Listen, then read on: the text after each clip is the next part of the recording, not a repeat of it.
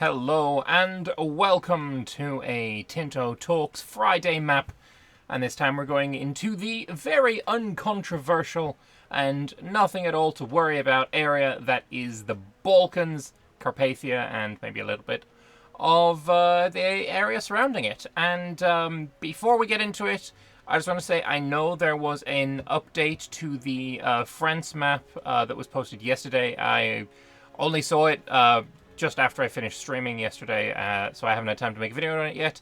I will be making that video and putting it out tomorrow. If I put out two videos in the same day, YouTube kind of craps on me, and if I just addendum it to this video, it's also, it doesn't really work. Makes this video a bit too long, and yeah, so we're just going to put that out tomorrow. As well, if you want to, help me out and stop YouTube from crapping on me from a great height on the regular, then how about you throw me a sub and maybe like the video and, write something in the comments. Nice, mean, it literally makes no difference. Engagement is engagement after all. So anyway, beautiful map right now that we're seeing here. Nothing too much of curiosity really or surprise. I think everything here we expected to see. We saw quite a lot of it already. I think the only thing that I am somewhat a little bit surprised about is maybe the color for Bulgaria being this very pale gray, like kind of greeny gray color, which is it's certainly an interesting choice. But anyway, let us get into the Tinto map and see everything there is to know about the Balkans. Welcome to another Tinto Maps. This week we'll be taking a look at Carpathia and the Balkans. It will most likely be an interesting region to take a look at, with a whole lot of passion involved. Yay, I'll make an initial friendly reminder to keep a civil discussion. They know their audience. They know. At the end of the day, you can pretend all you like that, there's absolutely nothing untoward going on, but there is just a fact and reality that discussions around this area of the world between peoples of this area of the world tend to get quite heated. There is history there. There will, I assume, be people who are disagreeing on the borders from both ends. It's just the way it is, and pretending otherwise doesn't really serve anyone. As in the latest Tinto maps, oh yes, the one from before, also quite controversial, as it's the easiest way for us to read and gather your feedback, improve the reach in a future iteration. And now let's get started with the maps. And again, I think the map is really coming together and looks better and better every time. I do quite like this watercolor-esque thing that they've got going on for the non-terrain map. I am obviously very excited to see the terrain map though. But I can see myself playing with this without any problems whatsoever. This is something that reminds me quite a lot of like Victoria 2, like going back there. Instead of it being a terrain map where we're seeing actual like land and mountains raising up with 3D geometry going on. Just a flat map that looks like a map, I think looks really, really quite nice. But anyway, Carpathia and the Balkans start in a very interesting situation. The Kingdom of Hungary probably stands as the most powerful country in 1337, but that only happened after the recovery of royal power enforced by Charles I Robert of the House of Anjou, who reigned in the powerful Hungarian nobility. To the south, the power that is on the rise is the Kingdom of Serbia, ruled by Stefan Uroš IV Dušan, who has set his eyes on his neighbours to expand his power. The Roman Empire, meanwhile, is in a difficult position, as internal struggles ended in Andronikos III being crowned sole emperor at the cost of dividing the realm. Both Serbia and Bulgaria have in the past pressed over the bordering lands, while the Ottomans have very recently conquered Nicomedia. The control over the southern Balkans is also very fractioned, with a branch of the Anjou ruling over Albania, the despot of Epirus under the nominal rule of Byzantium as its vassal, Athens, Neopatria, and Salona as the vassals of the Aragonese kings of Sicily, Anjou protectorates over Achaia and Naxos, and only nominal Byzantine control over southern Morea. It's also noticeable the presence of the republics of Venice and Genoa, which control several outposts over the Adriatic and Aegean seas. A final note, in previous maps, Moldavia was shown in the map, but we removed it from it, and we most likely spawned through a chain of events in the 1340s. So yeah, it will be around here. Used to be there. They've decided that, you know, they will exist soon, but they're not there in 1337. So this is now, I assume, controlled by the Golden Horde. So the Dynasties, we have Danjou in Naples, Hungary, Albania, and that one's Neopatria, I think. No, Achaia, my bad. We have the Palaiologos, obviously. Osmanoglus, we've seen all these ones already over here. The Aragonese dynasty over Athens, makes sense. The Nemanjic, something like that. Yeah, all really, expected there. The House of Anjou rules over Naples, Hungary, Albania, Achaia, and Cephalonia. They're truly invested in their push for supremacy over the region. Apart from that, each country is ruled by different dynasties, except for Athens and Neopatria, ruled by the House of Aragon, Barcelona. So we have the locations map, and let's have a quick zoom in here, and we'll have a... I don't think there's anything here that is really going to be too much in the way of, like, surprise. I'm sure it'd be quite nice for somebody to go in and count all of the locations, maybe compare it to what we have in Imperator Rome, which would be, I imagine, the closest comparison, though I can tell already the density in Greece is higher in Imperator, though I will say I think the density in southern Italy looks like it's higher in... it looks like it's higher here in EU5. Maybe roughly the same, but yeah, it's certainly close. But yeah, I've no issues with this. This looks good. It would be nice if these mountain areas were more movement blocking than I feel like they are right now. Because they are really looking like just blocks between individual locations, but not really at the same time. Like, for example, here between Devol and Castoria, there is a mountain area, but there's still a pass that you can move between very easily. This mountain area in the middle of Ob something or other doesn't actually block movement at all, because it's entirely contained within that location. So it's not really an impassable wasteland at all. It's just nothing. I would like to see more in the way of impassable wastelands that block movement. Imperator did it phenomenally well. I think really looking at that and trying to emulate a bit more of that feeling would be quite nice, in my opinion. We have detailed locations maps as well, if we want to go even deeper in and see what we're looking at here. Transylvania looking oh so mega granulated. We love that. Buda and Pest being separate locations is interesting and obviously historically accurate. I'm not sure what they're going to do when it comes to... Like, when was Budapest formed? When did they unite into one city? I actually don't know the answer to that. I imagine it's probably within this period, but someone else is going to have to let me know on that one. These mountainous areas, I like this. This is more of the kind of terrain blocking features that I like to see. Having just a few passes in there is beautiful. But yeah, I wish this kind of thing was more prevalent, really. Another one here for the Greek area, Southern Balkans, looking quite nice.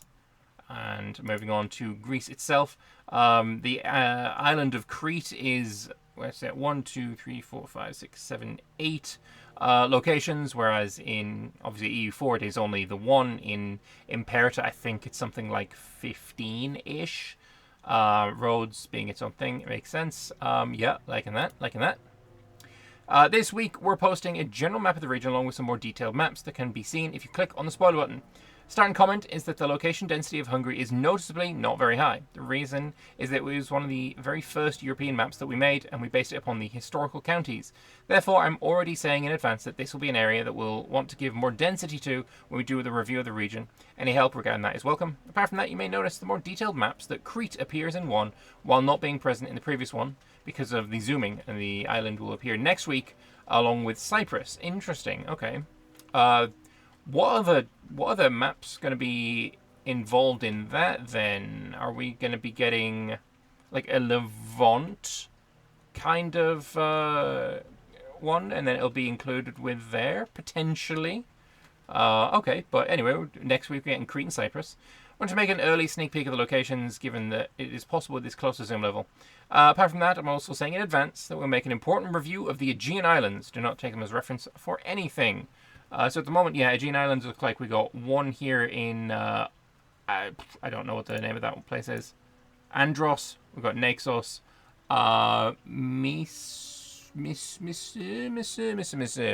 Sos. Chios being one island, Samos, Lesvos up there. I mean, definitely, yeah, I can see this being more split up for sure. Provinces map seems to be roughly on par with what we have in EU4, except even the provinces map for the peninsula of the Achaea. I mean, this is what, 3 or 4 provinces in EU4? And here we're looking at 1, 2, 3, 4, 5, 6, 7 provinces. So this, even in the province map mode, is getting a lot more love, which I like very much. Nothing outstanding to be commented on here. As usual, we're open to feedback regarding them. Makes sense. Terrain, lots of continental, Mediterranean's got some subtropicals, which is very interesting. Cold arid in the north there as well. And also cold arid around the frickin' whatever that place is called again. Capital of the Macedonian Empire. Lower Macedonia. Chalcidice, that's the one. Here in the topography, lots of hills, mountains, makes sense, flatlands going around. I'm surprised there's not much plateau. I thought there'd be a little bit more of that. I mean, there's a bit for sure. I thought there was being a bit more plateau in Hungary, but I'm not really that well versed in the topography of the region, so what do I know? And then, of course, for vegetation, some grasslands, farmlands, sparse forests, some woods going around. I'm sure someone will tell me what the difference between these are. Yeah. The climate of the region is mostly divided between continental and Mediterranean, with some warmer and some colder regions. Regarding the topography, the Carpathian Mountains are famously important and strategic, while the Balkans are also quite hilly and mountainous region, which is also greatly covered by woods and forests. Culture map mode, certainly not going to be the most controversial thing of all time. I already know that I'm going to receive comments, and Paradox is going to receive comments about Bosnia not existing as a culture. I'm certain that I'm already preempting and expecting that to be a thing that is said. Something along the lines of Bosnians were only turned in. They were what's it called? Islamified Serbs that became Bosnian. I don't know. Again, all I know about the culture in this region is what I'm reading from people. So I'm just going with that. I don't know. Don't be mean to me. It's not my fault. But yeah, I'm expecting some controversy along those lines, and also Hungary is always something that is going to cause a stir. It just is. It's nice to see the Cumans there, though. They are. It's fun to see them for sure. But yeah, no, looking good there for sure. Here comes the fun part of the dev diary. Oh, for sure. Culture division of the Balkans. A few comments. Hungary is full of different minorities. Transylvania especially is an interesting place. Here we have a mix of Hungarians, Transylvanians, which are the Romanian-speaking inhabitants of the region, Transylvanian Germans, and Sekeli. Let's go with Sekeli. We've divided the Southern Slavic-speaking region into their dialectical families of Slovene, Croatian, Bosnian, and Serbian. The Southern Balkans are mostly divided among Bulgarian, Albanian, and Greek cultures, also portraying plenty of other cultures such as Dalmatians, Aromanians, Sclavenes, Arvanites, Cumans, Jaz, or Ashkenazi, and Romayoti Jews. Very nice. Religions, we've got the Christiani Church in Bosnia. There's bits of Catholic, bits of Orthodox. Obviously, this part is all Orthodox. The red and pink stripes, we'll have to see what those are. This is also very interesting. Apart from the divide between Western Catholicism and Eastern Orthodoxy, we have the Christiani in Bosnia, Bogomils, the pink stripes in Bosnia and Macedonia. So that's these ones here and these ones here. And the Paulicians in Thrace, that's these ones here. The Jewish populations do not pass the threshold to appear on the map, but there are plenty of communities across the region. Now on to raw materials. What do we have here? The stone and iron is very prevalent in the mountainous regions for sure. Loving that. We've got quite a lot of lumber as well. Wheat, silver mines, silver mine, silver mine, silver mine. Whole lot of that. I imagine... So in EU4, the gold trade good is basically abstracted as silver and gold. So I'm wondering, is the gold mine in Kosovo, is that actually a silver mine? It definitely does look like that. We do have some gold here, though, in Chalcidice, for sure, which is nice to see. But otherwise, yeah, lots of wine and Greece makes sense. Some horses, legumes, and we probably have some medicaments. There we go. We have medicaments here, Chalcidice there, a bit north of Constantinople. Love to see that. Medicaments. Oh, I'm finding so many medicaments. It's great. Fantastic stuff. The materials of the region. Something very noticeable is the richness of minerals. Plenty of iron, copper, tin, lead, gold, and silver. Specifically, Slovakia is very rich, and you definitely want more settlers to migrate to the region and exploit its resources. The region is also very rich in agricultural resources, as you can see. So, markets, we have Constantinople being just huge. Like, this is massive. It makes complete sense for it to be massive, but yeah, that is colossal. We have the Ragusa node, the Pest node, Naples here in Italy, of course. The sea zones are all part of Ragusa, but all of Italy is remaining within the Naples node. Venice up there as well. Mostly divided between 4 major markets, makes sense. And now populations. Hungary with 3.7 million pops. No wonder they are the strongest in the region. We got almost 1 million for Serbia, or 850k for Bulgaria, which I think is actually going to be quite interesting tag to play as, to be honest. As is Serbia, for sure. But yeah, no, there's some decent spread of pops there. And we have some detailed population maps as well.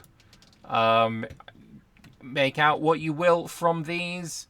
Actually, I'm curious, as the Buddha and Pest split. Where is Buddha and where is Pest?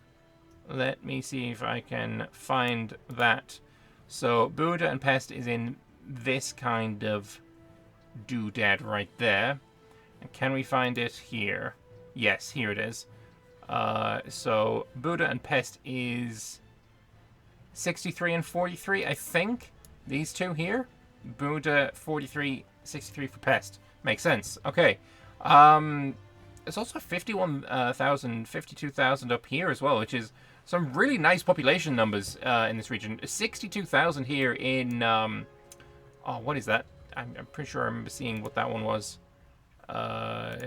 This map mode, this map, this one. There we go. That'll be Beksh. Bekes? Bekes. I don't know. But either way, population maps looking good there. Population map for the southern area as well.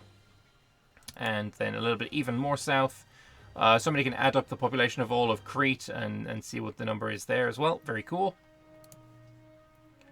Country location population, which also subdivided as a spoiler button. I really like that they're doing this, you know, having it in the spoilers instead of just having all the maps there all the time.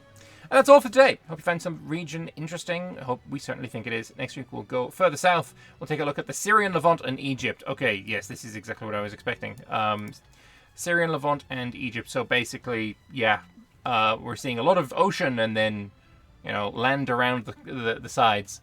Very cool indeed. I really want to play this region. Of course, my main desire to play in this region will be, of course, the Roman Empire. That is obviously. But I think basically quite a lot of these countries are going to be interesting to play. I think Serbia is going to be a very fun run. I think Bulgaria is going to be a very fun run. And I think Hungary is maybe a little bit too strong to be a super fun run for me personally. But definitely these three are looking to be very, very interesting, and I think it'll be a good time. So let me know in the comment section below, what tanks are you looking forward to playing in the in the Balkans region and Carpathia region, and did you spot any things that you think is out of place, any mistakes, any things that could be improved? Let me know in the comment section below. I'd be very interested to read it, and I will see you tomorrow for an update to the France region. I'll get that video sorted for tomorrow. So thanks all for watching, and bye bye.